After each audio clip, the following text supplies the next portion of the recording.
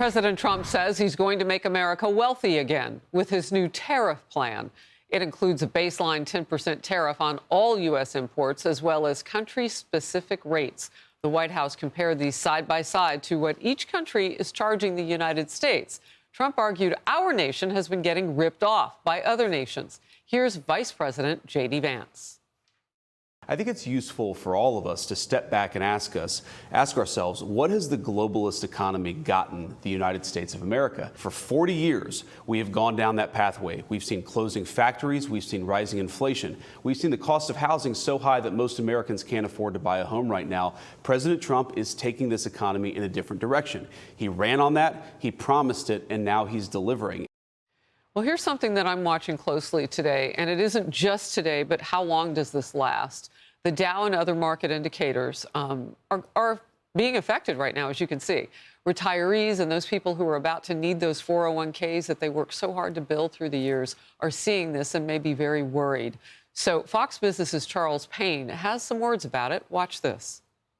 The last thing we want to focus on right now is the stock market. So there's a lot of culprits here, but we finally have woken up, and I think the American public, we've been making a huge mistake to watch the stock market. In fact, the administration says, listen, if you want to see where we're going, what we like to do, particularly, remember, President Trump was elected first and foremost to bring inflation down.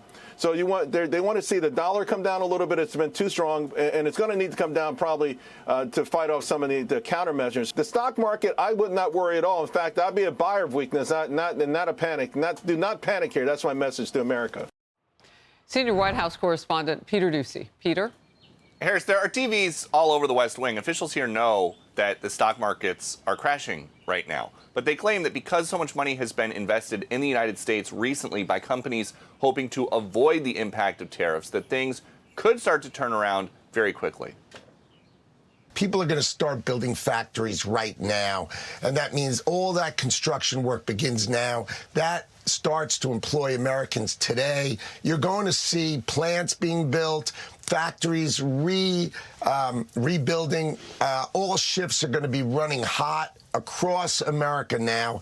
You're going to see employment leaping starting today. President Trump says the operation is over, the patient lived and is healing. The prognosis is that the patient will be far stronger, bigger, better, and more resilient than ever before. Make America great again. But some Democrats are struggling to see the sunny side in any of this. I don't know from what he's liberating the American people. He ran on making America affordable again. There are millions of Americans who voted for Donald Trump believing he would actually reduce prices. He is demonstrably raising prices on virtually everything because we are part of a globally interconnected world and economy. If President Trump is going to talk further about this and about whether or not the declines in the markets are in line with what he expected, it'll be around 2 o'clock when he walks out to Marine One for a trip to Florida and a live golf event. Harris. All right. Peter, thank you very much for setting us up.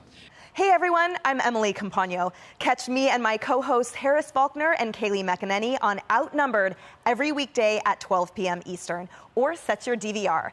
Also, don't forget to subscribe to the Fox News YouTube page for daily highlights.